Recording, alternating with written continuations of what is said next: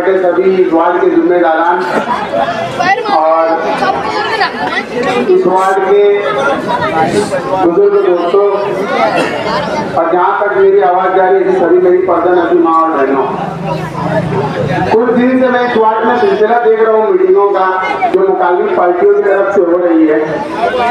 तो उस उनकी मीटिंगों के अंदर कोई कामकाज की बात नहीं है। इलेक्शन जो होना चाहिए वो काम की बुनियाद पर होना चाहिए, ना कि किसी की जातियात के ऊपर होना चाहिए। इलेक्शन जो है सामने वाली पार्टी के पास में कोई ऐसा लाएअमल नहीं है कि वो आप लोगों के बीच में आकर ये बताए कि हम इलेक्शन किस बुनियाद पर लड़ रहे हैं। अगर इलेक्शन हो रहा है तो इलेक्शन के अंदर ये बुनियाद पर होना चाहिए कि हम चुनकर आए थे तो क्या काम किया और चुनकर आने के बाद में हम क्या काम करने वाले।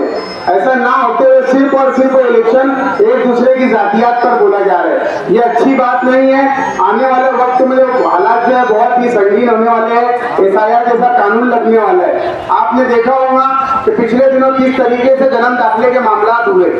जन्म दाखिले के मामला के अंदर हमारे मालेगांव शहर की ना जाने कितनी खातून और हमारे नौजवान जेल के पीछे आज भी कैद के अंदर कैद है। तो आप सबसे गुजारिश है कि आप आपकी खुली आंखों से देख रहे जन्म दाखिले के अंदर माइनॉरिटी डिफेंस कमेटी के हमारे सरबराह आसिफ शेख अजीज साहब किस तरीके से माँ और बहनों की और जो हमारे मालेगांव शहर के अंदर 3400 जन्म दाखिले जो रद्द कर दिए गए।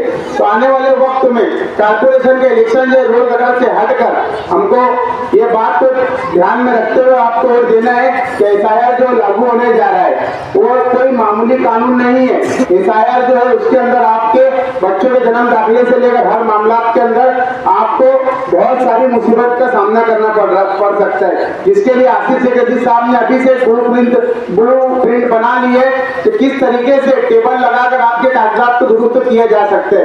किस तरीके से आसिफ शेख अजीज साहब ने माइनॉरिटी डिफेंस कमेटी बनाकर जन्म दाखिले के मामले के अंदर सरपरस्ती कर आज भी मुंबई हाईकोर्ट के अंदर केस चल रहा है। इंशाल्लाह अल्लाह से दुआ करिए कि आने वाले वक्त में जो नौजवान कैद के अंदर है वो भी जल्द से जल्द छूटकर इंशाल्लाह अपने घर के अंदर वापस अपने बच्चों से मिल सकते हैं। बोलना तो बहुत कुछ है और जैसे अभी खालिद भाई ने बताया कि हम भी जानते हैं कौन कितने पानी में, तो बोलने पे आएंगे तो हम भी ऐसी जातियात पर बोलेंगे कि तुम इस्लामाबाद छोड़कर अयूब नगर सैलानी चौक में आने की हिम्मत भी नहीं कर सकते। लेकिन हम जो आ रहे हैं तो ये सोच कर आ रहे हैं किस तरीके से मालेगांव शहर की आवाम का हम फायदा कर सके, किस तरीके से आने वाले वक्त में जो मुसीबत मालेगांव शहर के ऊपर आने वाली है SIR को लेकर, तो हम उसके लिए सोच फिक्र को लेकर आ रहे हैं। तो मैं आप सबसे गुजारिश करना चाहता हूँ कि ये जो पैनल वार्ड नंबर 20 के अंदर जो पैनल आसिफ शेख अजीज साहब ने, बहुत ही जबरदस्त लोग हैं, बहुत ही सुलझे हुए लोग हैं और यहाँ पर हमारे बाकी खुद यहाँ पर उम्मीदवारी कर रहे हैं खालिद अली साहब की एरिया। आप सब जानते हैं खालिद अली साहब के अंदर किस तरीके से कौम का काम करने का जज्बा और हिम्मत है। तो आप सबसे गुजारिश करना चाहूंगा ज्यादा ना बोलते हुए सिर्फ काम की बुनियाद पर वोट दीजिए और सामने वालों को ये बोलना चाहूंगा कि आप जो लोगों के बीच में आ रहे हैं तो ये बताओ कि हम आकर आपके बारे में क्या सोच रहे हो क्या नहीं सोच रहे।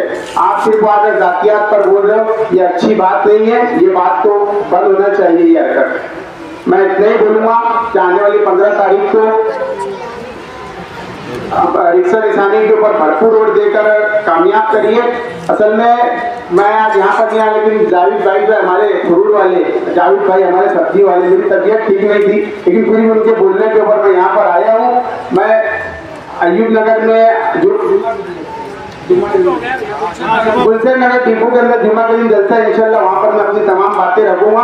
और मैं आप सबसे फिर एक बार गुजारिश करता हूँ कि देखो ये लोग चुन कर जाएंगे कि आसिफ शेख अजीज साहब के हाथों को मजबूत करेंगे और इमाम वाले चुन के जाएंगे तो ये बीजेपी के हाथों को मजबूत करने वाले हैं। आपने देख लिया होगा कि अकोला के अंदर आज बीजेपी ने और इमाम में जो है गठबंधन हुआ है। तो आप सबसे गुजारिश है कि 15 तारीख को भरपूर वोट देकर इस वार्ड के पूरे पैनल को कामयाब करिए। शुक्रिया, अस्सलाम वालेकुम।